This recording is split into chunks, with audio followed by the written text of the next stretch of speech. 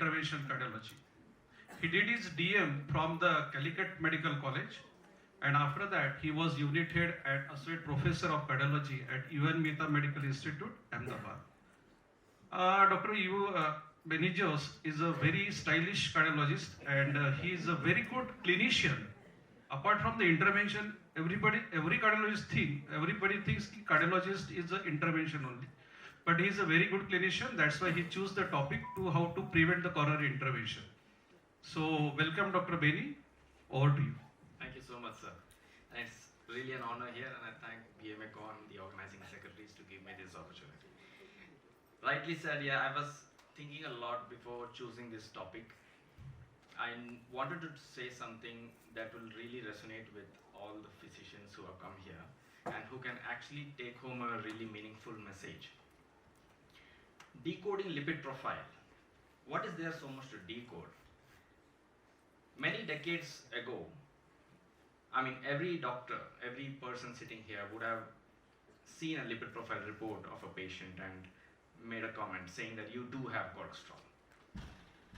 Now, gone are those days actually, because nowadays we do not look at the lipid profile report to decide whether you need medicines or not. And that's exactly what I'm going to talk here about. Now, when did this all change? When did statins are not cholesterol pills that mindset change?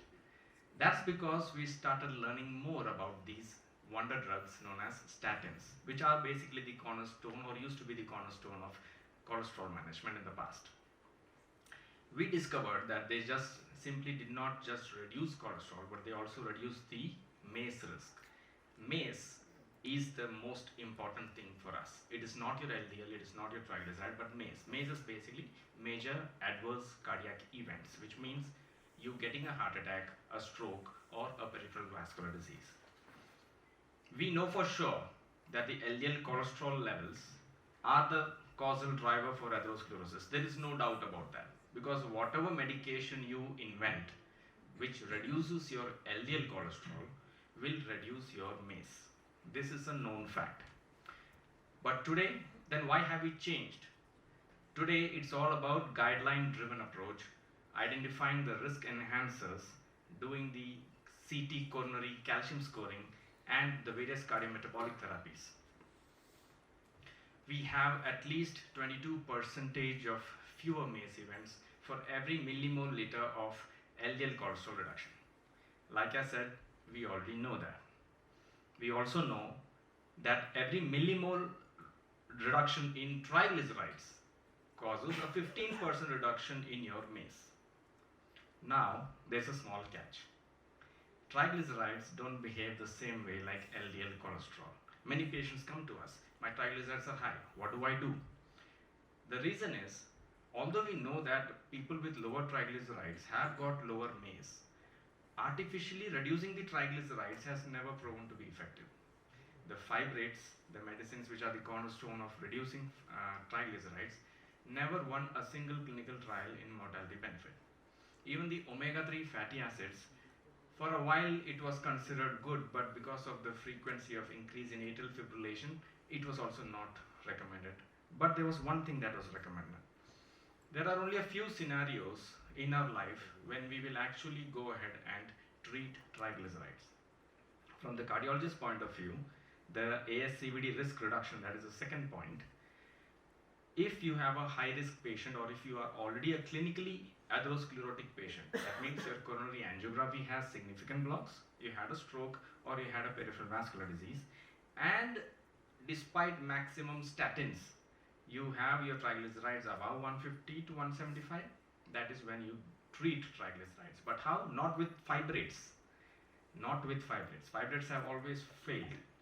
Icosapent-ethyl, that is a unique omega-3 fatty acid, in isolation is the only method or only treatment that has been proven to reduce your MACE risk in these kind of patients. The second scenario where you will treat triglycerides if your triglycerides are more than 500. But that is not for the heart. That's for pancreatitis. People who have that level of triglycerides have a high risk of pancreatitis. It has nothing to do with MACE reduction or heart attack reduction or anything. So basically speaking, in the general population, which is the majority of the population, you will not treat triglycerides. You will actually look at their risk. But even before you do that, there are certain scenarios which you should rule out. On the right side, you have the various conditions which cause a predominant increase in the LDL cholesterol. Hypothyroidism, nephrotic syndrome, obstructive liver disease, high saturated fats or trans fats, and severe calorie restriction. The people who go on those kind of fat diets that we talk about, they can have an elevation of LDL cholesterol. But on the left side, the predominant increase in triglycerides and the low HDL group, that is the most common kind of people who actually visit our clinic. If you look at the conditions that are listed under that, obesity, metabolic syndrome, insulin resistance, it's the same thing as metabolic syndrome. NAFLD, again, same thing as metabolic syndrome because that is one of the manifestations of metabolic syndrome. Excess alcohol intake can cause obesity and back to metabolic syndrome. CKD, Cushing syndrome, again, weight is the cornerstone here. All conditions which have sedentary lifestyle or which have a propensity to increase your body weight will result in an abnormality like this, a high triglyceride and low HDL. So, in these people, of course, we should try the lifestyle and diet modifications. The goal here is to reach your target weight glycemia. Let us say you have done all that and then still the patient has got abnormal lipids and he comes to you and asks you, what should I do? This is what you do. This is the 2025 model. In fact, this seems to be new, but this has been around for many, many years. 2 decades ago, the concept of fasting lipid profile was thrown away. All Western guidelines, US, Canada, Europe, everybody, they now vouch for a non-fasting lipid profile. For me, it took me 1.5 years in Jupiter just to change that concept. Because every time I sent a patient for a non-fasting, the lab technician used to give his gyan and say, "Sarana mait nahi hai, fasting karawa lage, jao nahi hota." You see, that is how difficult it was. Finally, I had to send an email to the CEO with all the guidelines, society guidelines attached as a screenshot to show them that non-fasting is now the way to go. Because your blocks don't form in sleep. Your blocks continue to form all throughout the day. Why do you have postprandial blood sugar and HbA1c then to diagnose diabetes? Might as well do just fasting blood sugar and call yourself a diabetic or not, right? That is the change in mindset. There are very selective scenarios where you will actually need a fasting lipid profile, but those are very selective scenarios, and I'm sure none of you would actually need that in your day-to-day practice. The American Heart Association has come up with a beautiful calculator. It's called the AHA Prevent Calculator. You can Google it. Actually, many iPhone and Android medical calculators have also incorporated this particular calculator. You can note it down because you can actually use this in your clinical practice. I use this in the clinical practice because it is very easy. I can do it right in front of my patient and I can actually give them those results.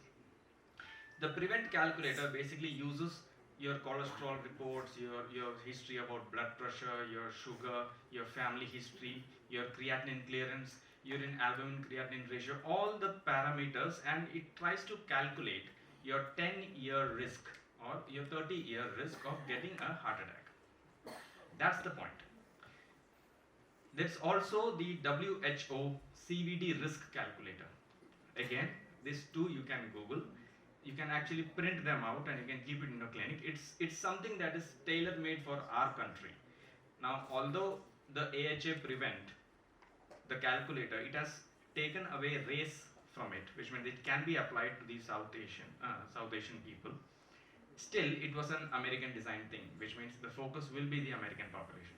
The WHO, however, has got the CV risk calculators, which look like this. Now, this is a simple chart-like thing where you have different parameters written in different sections. Like on top, you can see it's divided into men and women, but the main thing is people without diabetes and with diabetes. On this side, you have your age group. On the bottom line, you have your total cholesterol. and on the right side you have your blood pressure. So basically, if you have a patient who has come with your lipid profile reports, you can square in and identify which box he fits in. And the numbers that are given within the boxes, they are actually the percentage of risk that is in your 10-year. So this gives you the 10-year cardiovascular risk. It's an easy to use thing, but I feel this is a little bit more cumbersome for me. Also, you have a similar CV risk chart given by WHO, which is independent of any lab reports. For example, if the patient just walks to you for an assessment, they don't have their blood cholesterol reports. You can use this estimate, which includes the blood pressure, the age, and the BMI or body mass index, and you can get a rough estimate. So now that you have identified what is the 10-year risk of your patient, this is how you proceed then. There are two things which are very clear. Either your risk is below 5% or your risk is above 20%. Both scenarios are pretty straightforward. If your 10-year risk of MACE is below 5%, might as well just stick with your lifestyle management and things like that. You don't have to actually be on medicines. And if your risk is above 20%, for sure you should be on high intensity statins. These things are pretty clear. But unfortunately for us, the vast majority of people actually fit in the 5 to 20%. In that too, there are two classifications. There is a 5 to 7.5% and from 7.5 to 20%. That is where all the game begins. Here, we try to analyze the various risk enhancing factors. Even amongst this, we need to do some tiebreaker tests. Tiebreaker tests are basically which will reclassify or give us a better clarity about whether statins are really needed for these patients or not. The coronary artery calcification score is one of those. Now, we know that every person needs a lifestyle management, there is no doubt about that. And Madam has really nicely elucidated the dietary plans. And she has clearly told you the point number 2, which is the Mediterranean diet or the DASH diet. That is the only diet which is actually proven to be seriously healthy, not in the cosmetic sense. I'm talking in the medical sense. It is the only diet that is proven to reduce your MACE risk. The third point, BMI, again, very important. You should have never smoked. Your non-HDL cholesterol should be less than 130. Your blood pressure and fasting glucose levels are written. And this is the newest addition to the health metric, sleep. 6 to 9 hours of daily sleep, preferably at a stretch. It can't be in like aliquots, 2 hours in the afternoon, 2 hours in the night, because ultimately you need to get that REM sleep. REM sleep is what is important. So if you get it in breaks, you can maybe one short nap and a big sleep is good, but not too many of those. So then, like I said, who should get it? The statins. Clinical atherosclerotic disease, matlab clinically proven blocks. More than 50%. I'm not talking about 20%, 10% blocks. More than 50% blocks in at least 2 blood vessels. And either you have a CVA or a peripheral vascular disease, you should definitely get a high intensity statin. If your LDL cholesterol, I'm not talking about the total cholesterol or anything else. LDL beyond 190, this is a sure shot indication for you to be on a high intensity statin. Diabetic more than 40 years, if your LDL is more than 70, you should be on a statin. Whether it is high intensity or not, I'll speak to you about that. For all the other groups of people, you should calculate the 10-year risk that I told you. Either use your AHA Prevent or use your WHO CVD risk charts. Now these are all the risk enhancing factors. Metabolic syndrome, CKD, inflammatory diseases, South Asian ancestry, that is us. We are by default 1 point. So basically, if you have any one of these risk enhancing factors, and if you are in that borderline risk category of 5% to 20%, you should be on a statin. There are other markers that I have mentioned over here, but what does this risk enhancing factors actually mean? I explain this sometimes to my patients, is that how you make a curry. You can't just put all the ingredients in the basin and do nothing and automatically it won't become a curry. You have to heat it. You have to cook it. This process, what we call, is an inflammatory milieu in science that is needed for the blocks to form.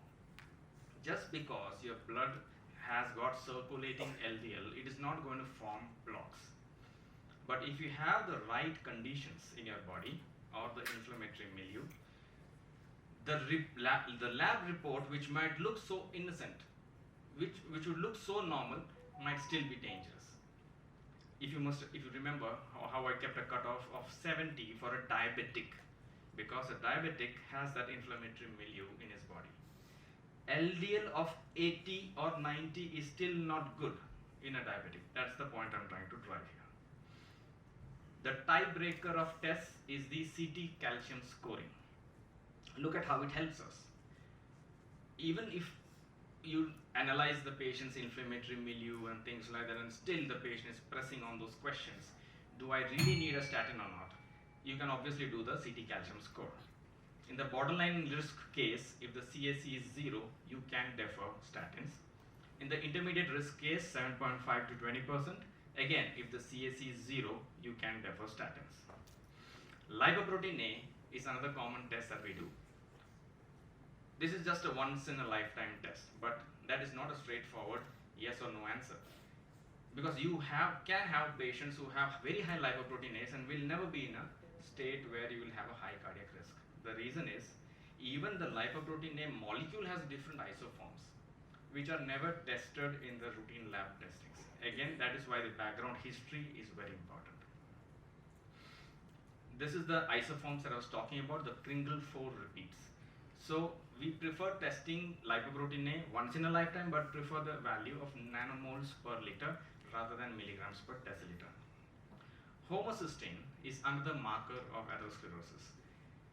We all know that high homocysteine does result in atherosclerotic disease, but homocysteine is also like triglycerides. Reducing triglycerides never mattered in terms of MACE. Similarly, reducing homocysteine has never resulted in a reduction in MACE, and it's a trial proven thing. We still give B12 and folate to those patients hoping that the homocysteine reduces, but nowadays the recommendation is, unless you actually have a B12 folate deficiency, you do not treat homocysteine. Metabolic syndrome, I already pressed upon you. This is now a cardiologist's arena. It is no longer a dietitian or a nutritionist's arena, because for the first time, management of metabolic syndrome has become possible because of two special medications. One is semaglutide and other one is tirzepatide, of which semaglutide has by far the biggest and the most robust evidence in terms of cardiovascular mortality benefit. All the diabetes or anti-obesity medications which were introduced till date had to be withdrawn due to severe side effects or complications, hepatotoxicity and whatnot. For the first time, we have an anti-obesity medication which gives you cardiovascular mortality benefit, heart failure prevention benefit, as well as treating the entire spectrum of metabolic syndrome like obesity, your heart failure, sleep apnea, triglycerides, HDL, and also the prediabetes. Weight loss medications, ASCVD risk has been proven in SELECT trial, which is in semaglutide, and also the SURMOUNT MMO trial, which is actually ongoing and which surely is going to bring the same results. This is one fine example of a 65-year-old lady who kept coming to my hospital clinic on a wheelchair with only heart failure, preserved ejection fraction symptoms. She never used to be able to even walk because of her obesity. No matter how much diuretics we give, she always used to come back the same way. Finally, after metabolic medications that were given, for the first time she came walking and she was so happy. I have numerous such examples, and to the question of that magic bullet that was told to you in the previous lecture, this is actually it. We are now living in an era where we don't have to simply struggle and suffer. We can actually make this journey of obesity management very peaceful and satisfactory. So once you have decided that you need statins, there are certain criteria we use in order to decide the cutoffs that should be reached. Again, in the interest of time, I'm just skipping through it. We have various risk categories and various cutoffs that we define. So at least for that sake, you come to me to understand what those things are in my clinic. The basic practical clinic algorithm here, you first use your prevent calculator or the WHO chart to do your risk assessment. You can decide on the statin intensity based on the risk category. In case of a tiebreaker situation, use the coronary calcium scoring. Once you have decided the statin is needed, the targets that you use will be based on another type of risk profile which I just skipped. And also don't forget to treat the cardiometabolic drivers like blood pressure, diabetes and weight. So the take-home message is atherosclerosis management is nowadays risk-based and not cholesterol-based. And statins reduce MACE. Coronary artery calcium scoring has now become a useful tool. And anti-obesity medications are now a cardiologist medications and not a nutrition.